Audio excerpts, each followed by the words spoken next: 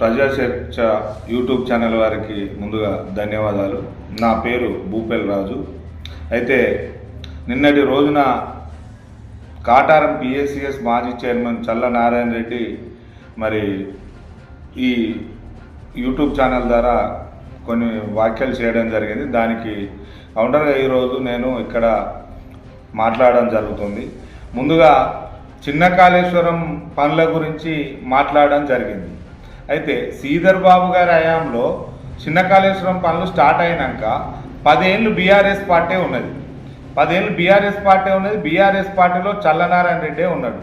మరి ఈ ప్రాంతంలో రాష్ట్ర నాయకుడిని అని చెప్పుకొని తిరిగే చల్లనారాయణ రెడ్డి 10 ఏళ్ళు బీఆర్ఎస్ పార్టీలో ఉండి మరి చిన్న కాళేశ్వరం పనుల గురించి మరి ఎందుకు మాట్లాడలేకపోయినావు? తెల్లాళ్ళెత్తే కేసీఆర్, కేటీఆర్, హరీష్ రావు అని అందరి దగ్గర పోయి తెల్లాళ్ళెత్తనే ఉండేది నువ్వు. మరి చిన్న కాళేశ్వరం పనులు నువ్వెందుకు చేయించలేకపోయినావు? నీ ప్రాంతం మీద మంచి ప్రేమ పట్టున్నోనివే కదా, మరి ఎందుకు చేయించలేకపోయినావని ఈ సందర్భంగా అడుగుతున్నాం. ఇక మళ్ళీ పోతే ఈ ప్రాంతంలో ప్రతి ఎవ్వరికేం ఆపద వచ్చినా కూడా నీదే ఆపద అయినట్టుగా మాట్లాడుతున్నావు కదా. ఈ కపట ప్రేమల గురించి ఇవాళ నువ్వు కూడా 20 సంవత్సరాలు రాజకీయ ప్రస్థానం ఉన్నావు. ధన్వాడ గ్రామంలో సర్పంచ్ స్థాయి నుంచి ఈరోజు మంతని నియోజకవర్గంలో ఒక ఎమ్మెల్యే పోటీ చేసే స్థాయి దాకా ఎదిగినావు. ఒక ఎంపీపీగా, జెడ్పీటీసీగా మరి కాంగ్రెస్ పార్టీలో విపరీతమైన పదవులు అనుభవించినావు. 30 సంవత్సరాలు సుదీర్ఘకాలం మరి విపరీతమైన పదవులు అనుభవించినావు. మరి ఇన్ని పదవులు అనుభవించిన నువ్వు ఈ మంతిని ప్రాంతానికి కానీ, కాటారం మండలానికి కానీ, ధన్వాడ గ్రామానికి కానీ నువ్వు చేసినటువంటి అభివృద్ధి ఏందో ఒక్కసారి చెప్పాలి. ఏదన్నా ఒక చిన్నది, నేను మా ప్రాంతానికి ఇది చేసిన, ఈ ప్రాంతం నా ద్వారా ఇది బాగుపడ్డది అని చెప్పి ఏదన్నా ఒక చిన్న విషయం ఈ ప్రజలకు చెప్పాల్సినటువంటి సందర్భం ఉంది. ఏం చేసినవయ్యా అంటే నువ్వు నీ ధన్వాడ గ్రామంలో ఒక ఎకరమో 20 గుంటల భూమితోని నీ ప్రస్థానం స్టార్ట్ అయితే ఈరోజు 100 ఎకరాలు సంపాదించినావు. 100 ఎకరాలు సంపాదించినావు, 1000 కోట్లు సంపాదించినావు. ఎవరు బాగుపడ్డరా అంటే ఈ నీ 30 సంవత్సరాల రాజకీయ ప్రస్థానంలో నువ్వు మాత్రమే బాగుపడ్డావు. ప్రజలు నీకు ఓట్లేసి గెలిపించి ప్రజలు అన్యాయం అయిపోయిండ్రు.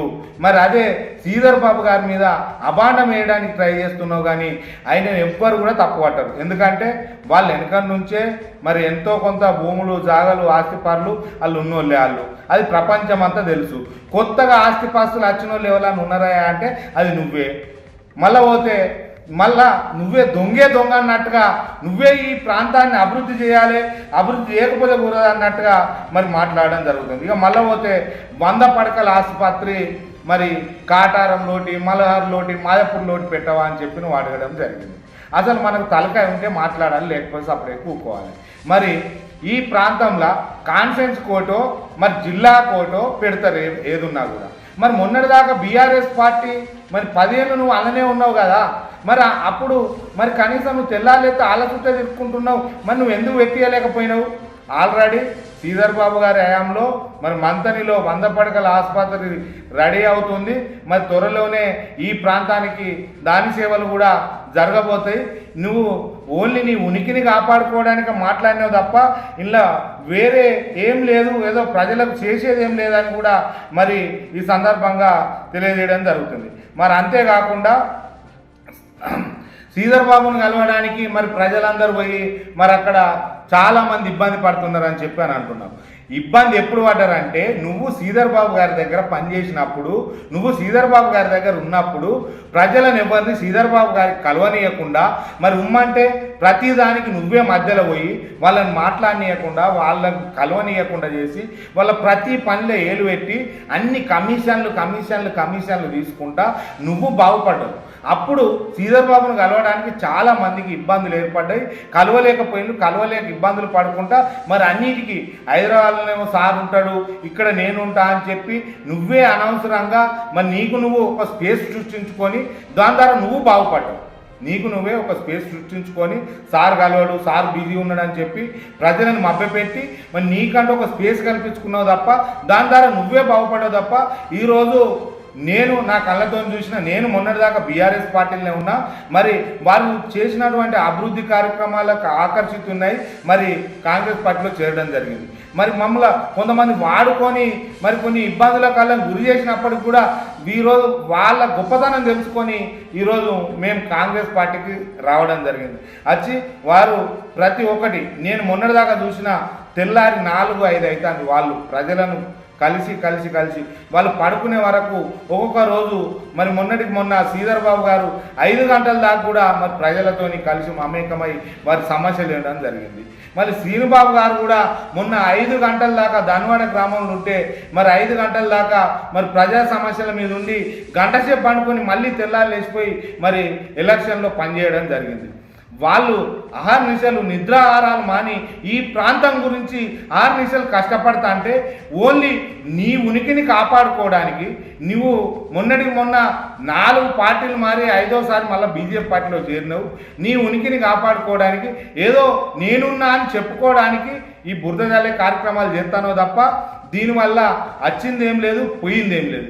మళ్ళీ నీకు నువ్వే బీఆర్ఎస్ పార్టీలో రాష్ట్ర నాయకునివే నువ్వు, మళ్ళీ పోతే కాంగ్రెస్ పార్టీలో రాష్ట్ర నాయకునివే నువ్వు, మళ్ళీ పోతే ఇప్పుడు బీజేపీ పార్టీలో కూడా రాష్ట్ర నాయకునివే. మరి నీకంటే ముందు మంత్రి కాన్ఫరెన్స్ ఇన్ఛార్జ్ ఉన్న సునీల్ రెడ్డి ఏమో జిల్లా అధ్యక్షుడు, నువ్వు రాష్ట్ర నాయకునివి. నువ్వు ఏ పార్టీలో పోతే ఆ పార్టీ అంతా బూడి చేసుడే.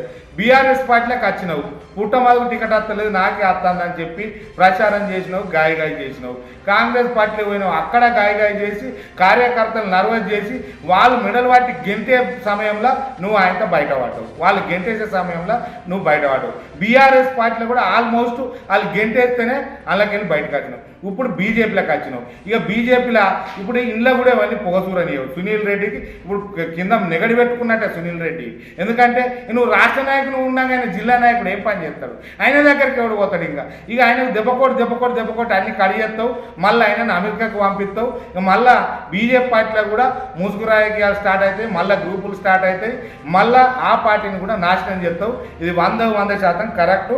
ఇది మేము 100% నేను ఈరోజు గ్యారంటీ ఇవ్వగలుగుతా దీనికైతే.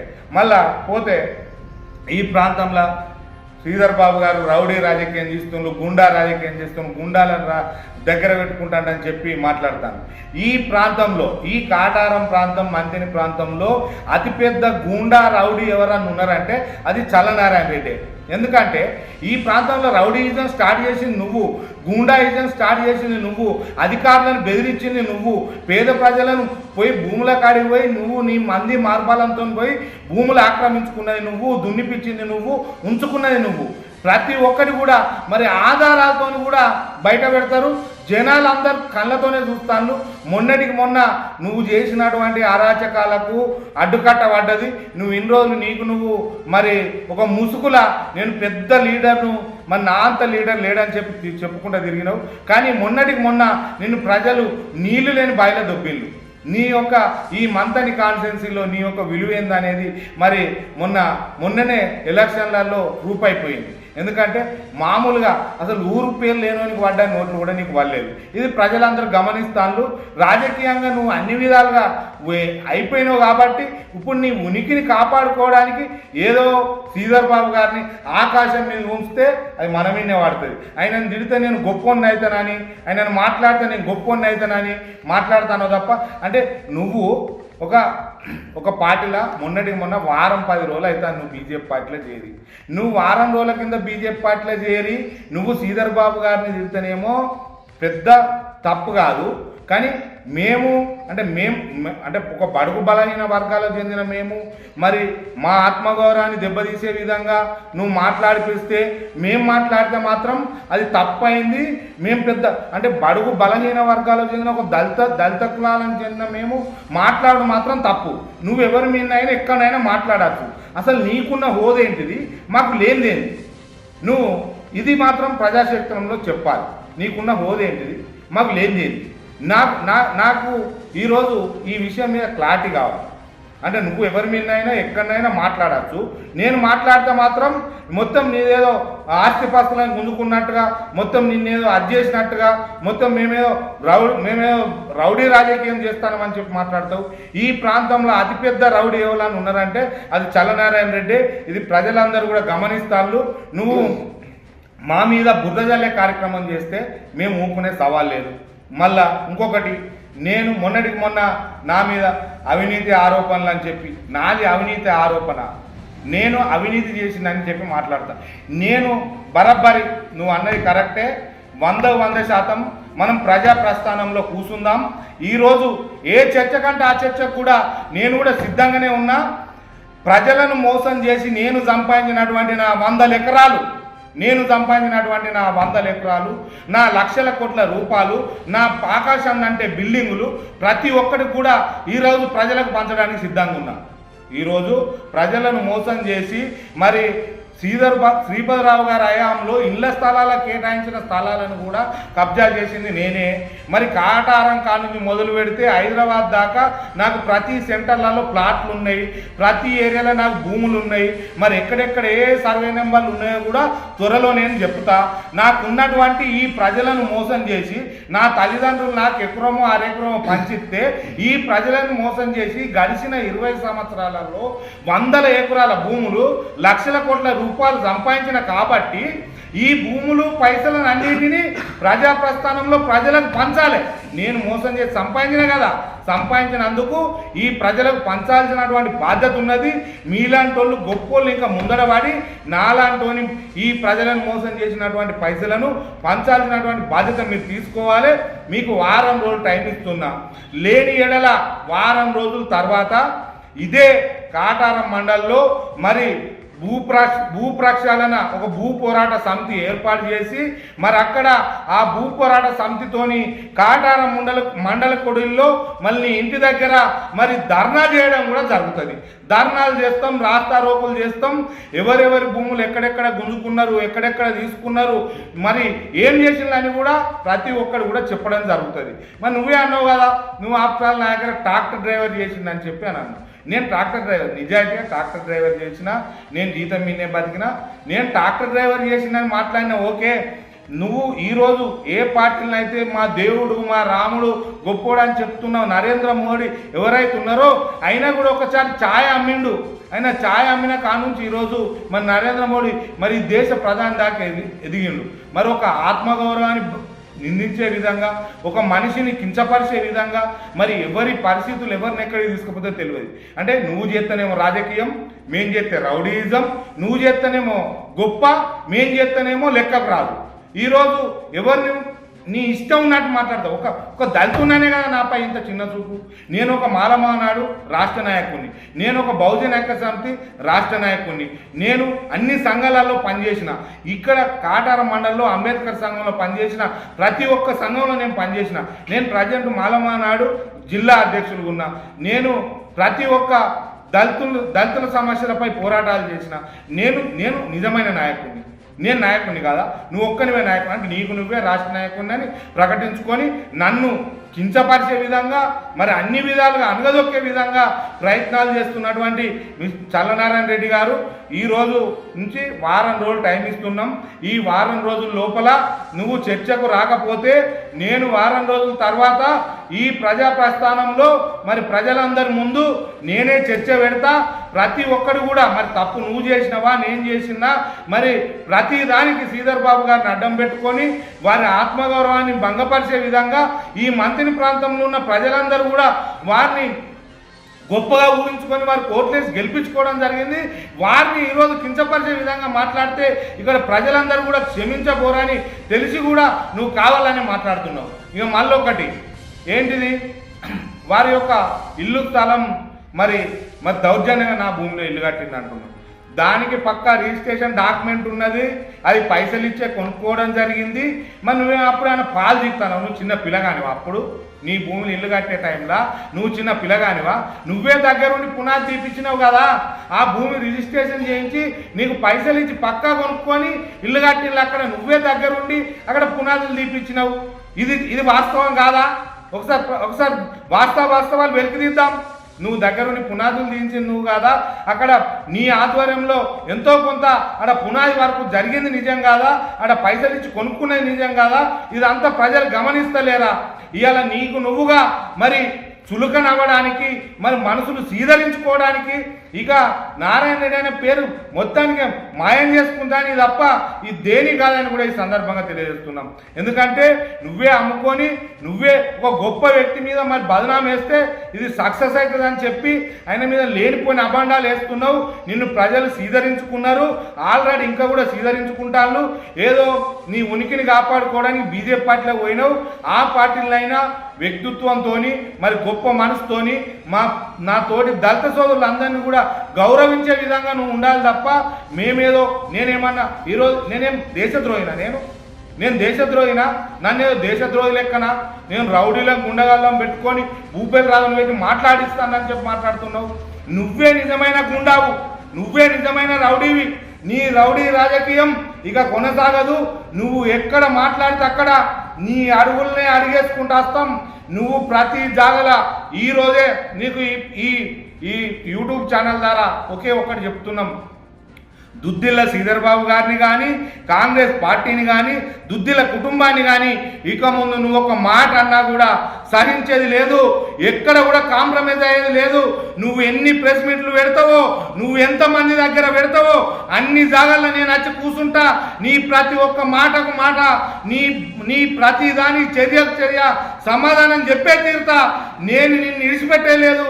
ఎందుకంటే బడుగు బలహీన వర్గాలకు చెందిన నా దళిత బిడ్డలందరి ఆత్మగౌరవం గురించి నేను ఈరోజు పనిచేస్తా. నేను ఒక్కరిని దళితుని ఎదిగి ఈరోజు దళిత వర్గానికి చెందిన నేను ఒక మాట మాట్లాడితే నన్ను అన్ని విధాలుగా అనగదొక్కడానికి నువ్వు చాలా ప్రయత్నాలు చేస్తున్నావు కదా. ఈరోజు నా దళిత జాతి గౌరవంగా తలకా ఎత్తుకొని తిరిగే విధంగా నిన్ను ప్రతి జాగలో అడ్డుకుంటా. ఈరోజు నాకు జరిగిన అన్యాయం ఏ దళితుని కూడా జరగాల్సిన పరిస్థితి ఏర్పడ్డా కూడా ఊకునే సమస్య లేదు. నా దళితుల గురించి ప్రాణ త్యాగానికైనా సిద్ధం. నువ్వు మాట అంటే మాత్రం నేను ఎట్టి పరిస్థితుల్లో ఊకునే సవాల్ లేదు. నేను నా ప్రాణమైన తీసుకున్న తప్ప కానీ నీలాంటి కింద మరి మాటవాడి మాత్రం సావనని కూడా ఈ సందర్భంగా తెలియజేస్తున్నాం. నేను నా ప్రాణం పోయేదాకా పోతే నా ప్రాణం పోతుంది, లేకపోతే ఈ ప్రాంతంలో ఉన్న నా దళిత బిడ్డలందరూ కూడా నీలాంటి ఒక అహంకార ఒక డబ్బు మదమున్న అహంకారం ముందట నా దళిత జాతి గౌరవంగా తలకా ఎత్తుకొని తిరిగే విధంగా ఈ ప్రాంతం అంతా అభివృద్ధి చెందే విధంగా మరి దళితులందరూ కూడా తలకా ఎత్తుకొని తిరిగే విధంగా ఉండే విధంగా మరి నేను వాళ్ళందరికీ ఒక మెట్టు లెక్కను ఉపయోగపడతా, వాళ్ళందరికీ ఒక నేను అవకాశం లెక్కను ఉపయోగపడతా. నీ ముందర మాత్రం ఓడిపోయి మాత్రం బతక. నువ్వు అంటే నేను బాడా, నువ్వు ఇంకెంతమందితో అనిపించినా నా దళిత సోదరులను నేను ఏమన్నా వాళ్ళందరూ మరి ఈరోజు పార్టీకి కట్టుబడి వచ్చి మాట్లాడతాను తప్ప వాళ్ళకు నాకు వ్యక్తిగతంగా ఏం లేదు. వాళ్ళని ఎన్ని అన్నా కూడా వాళ్ళ అన్నలు తమ్ములు నా రక్త సంబంధి వ్యక్తిగతంగా ఏం లేదు. వాళ్ళని ఎన్ని అన్నా కూడా వాళ్ళ అన్నలు తమ్ములు నా రక్త సంబంధికులాళ్ళు వాళ్ళని ఎన్నన్నా కూడా నా మీద విసుగొలిపినా కూడా నాకేలాంటి బాధ లేదు. వాళ్ళని ఎన్నన్నా వాళ్ళకు నేను సమాధానం చెప్పాల్సిన రోజున అదే కాటారం మండలంలో అంబేద్కర్ చౌక్లో వాళ్ళకు సమాధానం చెప్తా. కానీ నీ లెక్కన నేను చచ్చిపోతే గోదాల వాడి సత్తా కానీ కుంట కింద వాడి మాత్రం చావనని కూడా ఈ సందర్భంగా తెలియజేస్తున్నాం. గారిని తిట్టిన భూపేల్ రాజు మళ్ళీ మరి కాంగ్రెస్ పార్టీలో చేరి అందరినీ తిడుతుండని చెప్పి అంటున్నావు. మరి ఆ రోజు మమ్మల్ని టీఆర్ఎస్ పార్టీ వాళ్ళు మరి మాకు మాయ మాటలు చెప్పి మమ్మల్ని వాడుకున్నారు తప్ప మేము మనసు పూర్తిగా తిట్టలే. నేను ఇక్కడ ఎమ్మెల్యే పోటీ చేయలే తిట్టడానికి, నేను ఎంపీగా పోటీ చేయలే, నాకేదో పోతుందని మాత్రం తిట్టలేదు. నీలాంటి కొంతమంది దుష్ట రాజకీయ నాయకులు మమ్మల్ని అన్యాయంగా వాడుకొని గొప్ప వ్యక్తిపై మమ్మల్ని నిరాధారమైన ఆరోపణలు చేయించిన కనుకనే మేము ఈరోజు మా తప్పు తెలుసుకొని వారి యొక్క మరి అభివృద్ధి కార్యక్రమాలు నచ్చి వారి దగ్గర చేరడం జరిగింది. మరి ఏ పార్టీలు ఉంటే నువ్వు కూడా ఒక 5 నెలల ముందు బీఆర్ఎస్ పార్టీలో ఉండి బీజేపీ పార్టీని మరి నరేంద్ర మోదీని మరి కాటారం మండల కూడల్లో గ్యాస్ ధరలు పెంచిందని చెప్పి అమ్మనా బూతులు తిట్టినావు. మరి ఏ విధంగా తిట్టినావని కూడా నేను అడుగుతున్నా. మరి అమ్మనా బూతులు తిట్టినావు కదా నరేంద్ర మోదీని 5 నెలల కింద. మరి అప్పుడు నువ్వు తీసినటువంటి రికార్డులు ఉన్నాయి. మరి ఆ వాట్సాప్ సంబంధించిన అన్ని ఆధారాలు కూడా ఉన్నాయి. నువ్వు కూడా నరేంద్ర మోదీని అమ్మనా బూతులు తిట్టి అసలు నరేంద్ర మోదీకి పాలన తెలియదని అన్నావు కదా. మరి ఈ ప్రాంతానికి బీజేపీ పార్టీ ఏం చేయలేదని చెప్పి మాట్లాడినావు కదా. అంటే నీకొక న్యాయం మాకొక న్యాయమా? నువ్వు పార్టీలు మారి మాట్లాడితే తప్పులేదు, కానీ మేము తెలిసి తెలియక మాకేదో అవగాహన లేక మాకు రాజకీయ అవగాహన లేక మేము పోరాటం ఉండి ఆ రోజు మాట్లాడితే దాన్ని పట్టుకొని ఈరోజు రాజకీయం చేస్తున్నావు నువ్వు. మరి నువ్వు ఇన్ని తెలిసిన నువ్వే మొన్నటికి మొన్న బీఎస్పీ పార్టీలో పోయి మరి టీఆర్ఎస్ను తిట్టినావు, మళ్ళా బీఆర్ఎస్ నుండి కాంగ్రెస్ను తిట్టినావు, మరి ఈరోజు బీజేపీ నుండి బీఎస్పీని బీఆర్ఎస్ను కాంగ్రెస్ను 3 పార్టీలను తిడుతున్నావు. అంటే నీకేమో ఎటు పోయినా చక్కగా ఉంటాయి తొవ్వలు, మేము మాత్రం ఏ తొవ్వలు పోవద్దు, ఏ రాజకీయం చేయొద్దు. అంటే మీకు డబ్బు ఉన్నది కాబట్టి నువ్వు ఏం చేసినా చెల్లుబాటు అవుతుంది. నా దగ్గర డబ్బు లేదు, నా దగ్గర ఏం లేదు కాబట్టి నేను ఏదన్నా కూడా అది అక్కర్రాంది అయిపోతుందా? ఖబర్దార్, ఊకునే ప్రసక్తి లేదు. ఎందుకంటే ఈరోజు దళితులను అణిచివేసింది నువ్వు, దళితులపై దాడులు చేయించింది నువ్వు, మరి అడ్డగోలు కేసులు పెట్టించింది నువ్వు. ఈరోజు మాకు ఈ కేసులు కావడానికి కారణం కూడా నువ్వే. మరి నీ అడుగుదాడాల్లో నడిచినందుకే మాకు ఇన్ని కేసులు అయినాయి. లేకపోతే నిన్ను చూసి మా మీద కేసులు పెట్టిండ్రు నువ్వే, లేకపోతే మాకు ఈరోజు కేసులే లేవు. ప్రతి దాంట్లో నీ హస్తం ఉన్నది కనుకనే మేము ఇరుక్కపోయినాం. ఈరోజు మమ్మల్ని ప్రతి ఒక్కరు వాడుకున్నారు. మరి టీఆర్ఎస్ పార్టీ వాడుకున్నది, ప్రతి ఒక్కరు కూడా వాడుకున్నారు. మేము ఎవరికి కూడా వాడుకుంటే వాళ్ళ చెప్పు చేతల్లో పనిచేయడానికి సిద్ధంగా లేము. ఈరోజు 100% తెలివికి వచ్చినాం. ఈరోజు మరి బడుగు బలహీన వర్గాలన్నీ బాగుపడ్డాయి అని అంటే అదొక దుద్దిల్ల కుటుంబం ద్వారానే బాగుపడ్డాయి, కాంగ్రెస్ పార్టీ ద్వారానే బాగుపడ్డాయి. ఈ ప్రాంతంలో మరి ఏ పథకం చూసుకున్నా కూడా 100% మరి ఒక కాంగ్రెస్ పార్టీ ద్వారానే వచ్చినాయి తప్ప మరి మేము 10 ఏళ్ళు బీఆర్ఎస్ పార్టీలో పనిచేసినాం. దళితులందరికీ కూడా అన్యాయం జరిగింది, ఏ దళితునికి కూడా న్యాయం జరగలేదు, ఏ కులానికి కూడా న్యాయం జరగలేదు. మరి ఆకాశంలో చుక్కలు చూపించారు, కింద లెక్కలు పెట్టిన తప్ప ఏ రోజు కూడా ఏ పార్టీ కూడా మరి న్యాయం చేయలేదు. ఒక కాంగ్రెస్ పార్టీ ద్వారానే మరి దుద్దిల్ల శ్రీధర్ బాబు గారి ద్వారానే ఈ ప్రాంతం అంతా అభివృద్ధి చెందుతుంది. మరి ఇది ప్రజలందరూ కూడా గమనించాలి. నువ్వు కూడా ఈరోజు విషయం కక్కడానికి ప్రయత్నం చేస్తాను, కానీ వాస్తవాలు నీకు కూడా తెలుసు. మరి అన్ని ఆహ్వానిస్తా, సార్ ఏం చేస్తానో నాకు తెలుసు, ఇది చేస్తాను అది చేస్తాను. మరి గడిచిన 10 సంవత్సరాలు కేటీఆర్ గారి తోక పట్టుకునే తిరిగినావు కదా. ఈ ప్రాంతానికి నువ్వు చేసిన అభివృద్ధి ఏందో రేపు వారం రోజుల్లోగా నువ్వు చర్చకు రాకుంటే ఈ ప్రాంతంలో నువ్వు రాజకీయానికి పనికిరావని కూడా మరి ప్రకటించుకోవడం జరగాలి. లేకపోతే మాత్రం ఎట్టి పరిస్థితుల్లో ఊకునే సవాల్ లేదు. మరి ఇక ముందు నీ ఆరోపణలు నువ్వు చేసావంటే అక్రమాలు మరి ఎవరి మీనో రుద్దాలని చూస్తే మాత్రం ఊకునే ప్రసక్తి లేదని కూడా ఈ సందర్భంగా తెలియజేస్తూ, మరి ఆరోపణలు చేసుడు కాదు, ఎవరి ప్రజల ఆస్తులు గుంజుకున్నారో, ఎవరు అవినీతి చేసిందో మరి ప్రతి ఒక్కరు కూడా ప్రజా ప్రస్థానంలో పెట్టకపోతే ఈరోజు మేము అన్యాయం చేసింది అన్నావు. మరి అన్యాయం చేసిన ప్రతి ఒక్క వ్యవస్థలో మరి మేము ఎంత అయితే సంపాదించినా అన్నీ కూడా ప్రజలకు పొందడానికి సిద్ధంగా ఉన్నాం. మరి నువ్వు ప్రజలను మోసం చేసినావో మేము ప్రజలను మోసం చేసినావో వారం రోజుల్లోగా మరి చెప్పకపోతే మరి ఊకునే సవాల్ లేదు. మరి ఇదే విధంగా ఈ ప్రెస్ మీట్ ద్వారా తెలియజేయడం ఏంటిదంటే, నువ్వు దుద్దుల్ల కుటుంబాన్ని కానీ శ్రీధర్ బాబు గారిని కానీ మాటికో చీటికి మాటికో మాట్లాడితే నువ్వు ఎక్కడ ప్రెస్ మీట్ పెడితే అక్కడనే నేను వచ్చి కూర్చుంటా. కంపల్సరీ నీ మాటకు మాట నిన్ను చర్యకు ప్రతిచర్య చేసే తీరుతా. నేను విడిచిపెట్టే సవాల్ లేదు. ఎందుకంటే మేము ఇన్ని రోజులు గట్టు కట్టెలు మోసినాం, ఇక ముందు మోయదలుచుకోలే. వారు ఆకాశం లెక్కనున్నారు, మరి ఆకాశాన్ని ఉంచితే నీ మీనే పడతాయి. కాబట్టి మరి అలాంటి కార్యక్రమాలు కూడా చేస్తే ఇడిచిపెట్టబోమని కూడా ఈ సందర్భంగా తెలియజేస్తున్నాం. మీకు భగవంతుడు మంచి బుద్ధి ప్రసాదించి మరి మీకు మంచి ఆలోచన విధానాన్ని ప్రసాదించాలి. ఎందుకంటే మొన్నటి ఎలక్షన్లు ఓడిపోయిన కాడ నుంచి మీరు కొంచెం డిస్టర్బ్ అయ్యి మరి మీరు ఏం చెప్తానో కూడా మీకు అర్థమైతే లేదు. మీకు భగవంతుడు మంచి సద్బుద్ధి ప్రసాదించాలని ఈ సందర్భంగా కోరుకుంటూ, ఇక ముందు ఆ నిదానమైన ఆరోపణలు చేస్తే ఊకునే సవాల్ లేదని